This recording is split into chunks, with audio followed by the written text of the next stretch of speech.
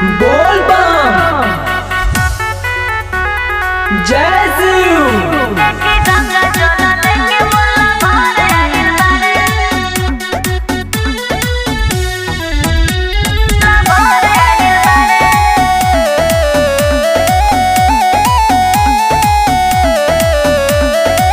शादी करे के खातिर पड़ल बिया पगली पीछे, पूरा होई कि नहीं सुन भोले बाबा एक इच्छा। बाबा हो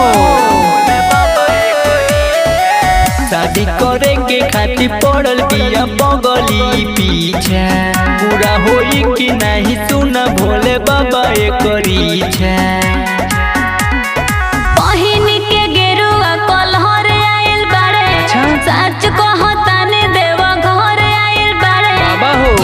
से शादी मोर करा दे भोला धानी देखी गंगा जल लेके मोरला घर आहिल बाड़े। इनके से शादी मोर करा दे भोला धानी देखी गंगा जल लेके मोरला घर आहिल बाड़े।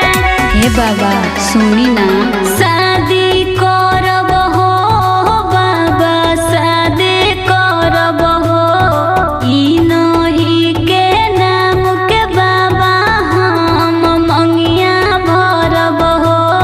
ए बाबा मनोकामना पूरा कर देना।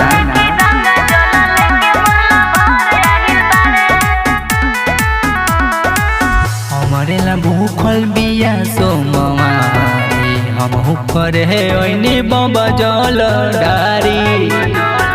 जोड़ी दी लगाई बाबा इनका के संग सच कहो तनी बाबा बड़े पसंद। कन्हवा पले ही के कवहर आइल बड़े, झोली के डगर लमहर आइल बड़े। इनके से शादी मोर करा दे भोला धानी देखी गंगा जल लेके मोरला घर आइल बड़े। इनके से शादी मोर करा दे भोला धानी देखी गंगा जल लेके मोरला घर आइल बड़े। जोड़ी लगा दी ना ए बाबा।